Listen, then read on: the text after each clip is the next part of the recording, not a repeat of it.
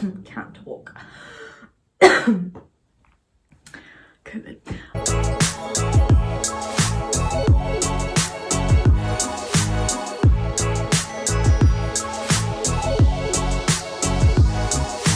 Hi everyone, welcome back to the channel. I was gonna do a get ready with me and answer questions, and then I was like, what am I getting ready for? Just sitting in my flat all day or going to Tesco with a face mask? Absolutely not. Today I'll just be answering some of your questions. I asked you all on Instagram if you had anything you wanted to know about me, about uni, literally, really, Sky. Like, was that necessary? Let's get into it. I don't even know what to begin with. Okay. Is St. Andrew's druggy? Okay. I don't actually... Okay, short answer, yes. Long answer, do I know if I can say it? I mean, okay, I'll say it now, and then if I can't say it, I'll just edit it out later. Yes, you can frequently smell weed when you're walking around certain areas, certain streets, sometimes even in town. It depends how ballsy someone is, but like the main drug here is cocaine. As far as I've heard, okay? Let's move on swiftly from that. I'm in danger! Best brunch places. Okay, I'd say North Point Cafe is really good if it's not too noisy. BB's is really nice for brunch. Cottage Kitchen as well. I feel like as long as it's not busy, you'll have a good time, because I like to talk to the person that I'm going to brunch with, so... usually that's how it is for me. I'm trying to think of any other places that I really like. 5 hours later. Oh! See, I would have said Mitchell's, but the last 2 times Tom and I have gone, their service has been interesting. The food is good, so I would... yeah, Tom and I always go to brunch there, so why didn't I even say that? What made you decide to start your own YouTube channel? So it was a decision that Tom and I made together because we just kept sending each other life updates throughout summer of last year, and we were like, life update this, vlogging that, and then Tom was like, why don't we do a YouTube channel? And I was like, you know, I've always really wanted to. I've always loved, you know, sending videos to my friends. I always kind of do story times and all of that and stuff that's going on in my life. I always wanted to do YouTube too, but I just never had that inkling of, oh, I want to do it by myself. Now that like the circumstances have changed, I think it's literally the best thing, and I'm so glad I decided to.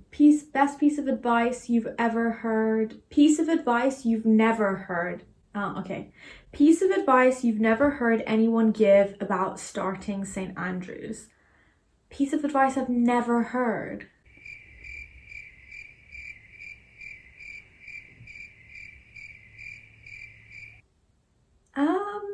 I don't know, really. Best way to sort out accommodation and flatmates for your second year. I said this before, but just find out what their living style is. Are you both early risers, or do you both go out a lot at night? Does this person like to study a lot? Like, what type of music do they listen to? Are they clean? Are they reliable? Will they pay you back on time? Just maybe have a bit more awareness of the people that you're friends with. I know there's like a lot of stress to get flats early on, but if you don't have someone, I wouldn't panic. Just wait, and you can still find places all the way into July and August as well, so don't even worry about that. Is getting a gym membership worth it if you aren't a proper gym bunny? I don't know. I think we paid 160, was it, last year? And actually I'm getting a refund because it was closed for half the year. You would usually be paying that much monthly if you were at a private gym elsewhere, so I definitely think it's worth it. Even if you don't go every single day a week, I still think you're gonna get your money's worth. Or do like a calculation if you're gonna go once a week. See how much it'll cost you to go once a week if you're just paying every time you go, and compare it to, is it worth it to get a gym membership? Because my degree is not maths and you can do that, so do that. What made me choose St. Andrew's? Actually, we talked about this in the first video that we ever did. So I always knew that I wanted to go to St. Andrew's just because people from the beginning will know about the gay fanfic that I read and loved. And that made me look into St. Andrews. And then I loved the course because for me, flexibility was key. And as you can see, I've changed my degree twice since coming in. So the flexibility was really to my benefit. Also, I came and visited the summer before I applied. And actually, it's one of those really like rainy, dark days, drizzling, and we were not prepared for it to be like that in the middle of July. Somehow, I just fell in love with this place. I went on one of those walking tours and I just loved it. So I knew it was the place for me. Why is Persian the best class you've ever taken? Okay, Alex, okay. It's because it's the easiest class I've ever taken. Moving on. What have you learnt most about yourself going to St. Andrews? Ooh, these are deep. You guys are hitting it with the deep questions. I think I've learnt that it's okay to ask for help.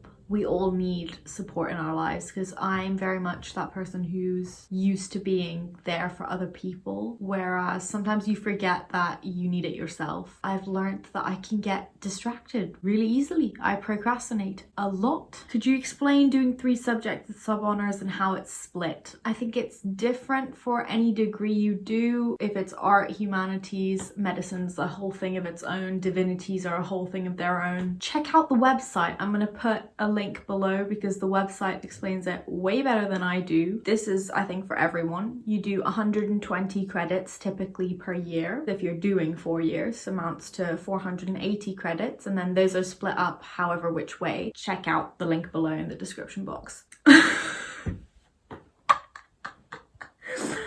Are you and Tom dating or are you really good friends? No, you guys, seriously, we're just good friends and we're living together this year as well, but no.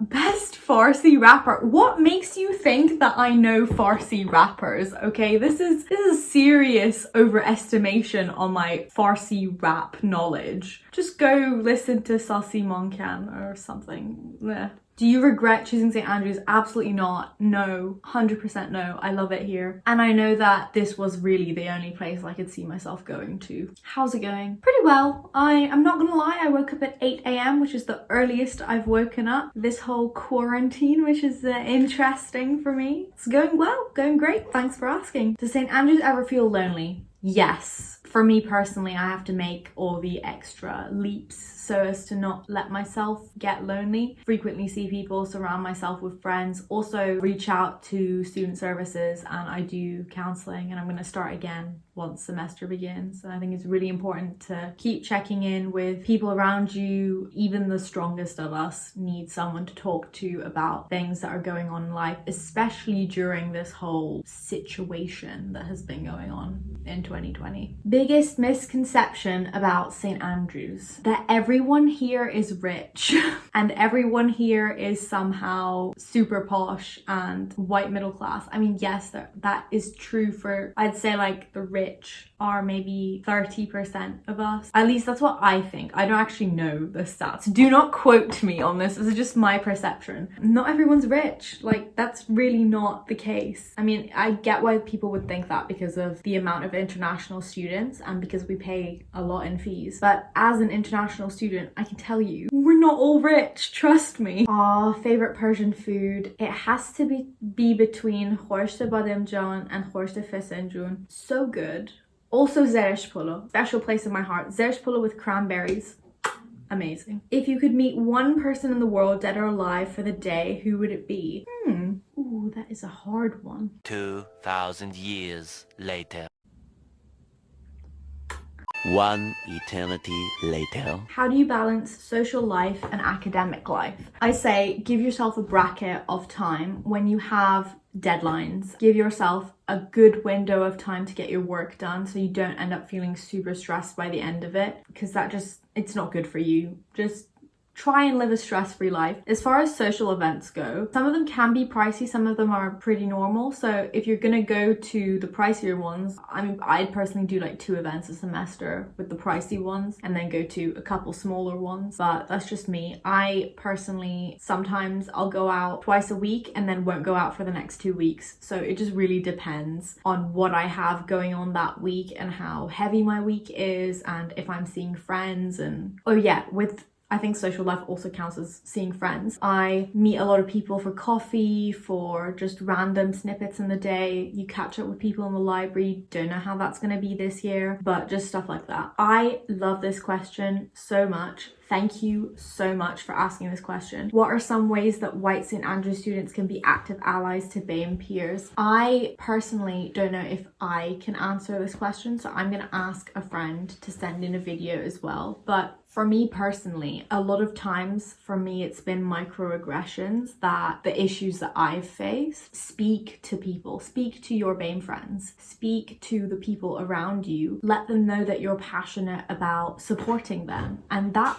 often that means so much more than anything else. And then they can individually tell you specific things that you need to be educated on. Different issues will affect different people, and the best way to be an active ally is by speaking to the people around you. Hear their perspectives, talk to them, let their voices be heard. So I don't think there's any one correct answer to this question on being a good ally, but here are some of the things which I value as a person of color, and they may differ from person to person. Look at your own life, look at the decisions you make, the organizations you support, something you've endorsed in the past, the views you hold, the views your family members hold. Has any of these affiliations or views been a problem and has been disadvantaging people of color? Are you working actively towards uplifting people of color? If you're not, it's fine. If you've made a mistake in the past, it's fine. Acknowledge that, move forward and change those things that may seem minute, but they have the ability to make a massive impact, right?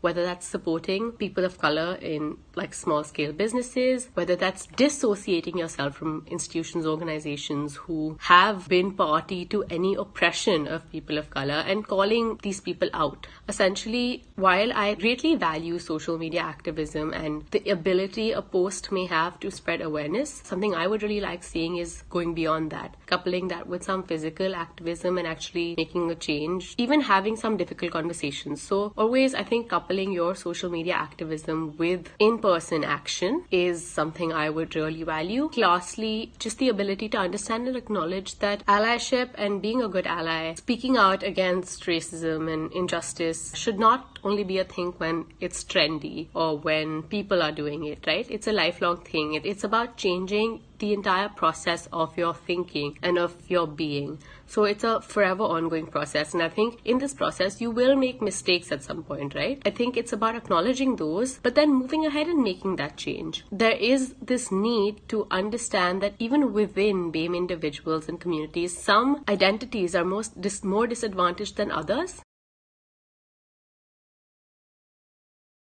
What's my favorite book? My favorite book is Birthday Letters, Ted Hughes. Amazing anthology. What are my career plans? Wow, really like hitting me with the difficult stuff, huh? Well, I want to be a writer. I want to do freelance stuff. I want to travel the world. Don't really know how to factor that in, but I know I'm going to do a master's after my degree, and I want to do a PhD, but I don't know when, and I'm not really putting a time limit on it either, so I'm gonna do whatever life has in store for me.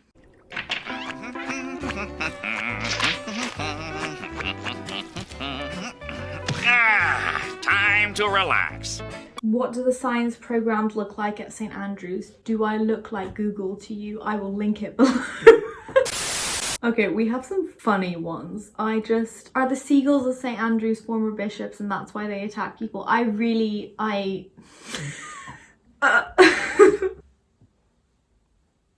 Not answering that. Does Tom have smelly feet? I don't know. I've never seen Tom's feet, not gonna lie. Does he secretly sing opera in the shower? Again, we'll let you know.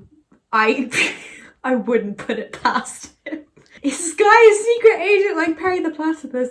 I really hope so, because that would be cool. Is it worth getting a bike for uni? All my friends who have bikes think it's the best thing ever. So if you're someone who already rides and you think it's really convenient, especially if you live in DRA, it is so convenient, get a bike. What's the social distancing going to be like for freshers events? I have literally no clue in the sense of, oh no, actually I do have a clue. What am I saying? They sent us an email, because I'm president of Persian Stock and they send us society emails. They sent us an email saying that we're allowed to do outdoor events. They haven't really told us if there's a max limit of people. but we're allowed to do events, but we still have to do like our security stuff. So I don't know how that's gonna work exactly, but we'll see how it goes. We'll take it like one step at a time. Right now I don't know anything. Do I know anything? How many people actually buy gowns? I don't really want to drop 80 pounds, but will I stick out? What do you mean by gowns? Do you mean the red gowns or like ball gowns? Because if we're talking about the red gowns, then like you don't have to. I did because, and it's not 80 pounds, it's like 150. Unless you buy second hand. I bought one because I wanted it. That's literally the only explanation I have. I wanted it. I think they're cool. I like my gown a lot. If we're talking about ball gowns to wear at balls, secondhand shops have lots of like stuff that usually students will like wear a dress and then donate it, and then you can get it, and it's super chill. I re-wore my prom dresses. Don't worry about dropping like 80 pounds on a random dress for a ball, if that was the question. If it wasn't, then I already answered the other gown one. What's nightlife like, and are there any nightclubs? So I will put in the little thingy above the video that I did on nightlife, but we have the Union and the Vic, and that's about it. I would not call either a nightclub personally. Like the Vic is like a social club. There's like 2 rooms. There's a terrace. I like the Vic a lot. The Union is more like social gathering. We also talked about that in our first video as well, I think. So I'll put those up. Who is your favorite American ginger? Of course you, my love. No, but I can't say that, Sydney, because then I'm offending people, because I love more than one American ginger. Like, can we please not forget about Jillian over here? And then you sweethearts who put these. I just love you. I have done this for way too long. I'm gonna draw it to a close. Don't know what I'll keep, what I'll throw out, but thank you all so much for submitting questions. I did not expect to get this many, but I really appreciate it. Thank you for watching this video. See you next week. I don't actually know what I'm doing next week, but it'll be something fun. Subscribe if you haven't already, give this video a like, and bye.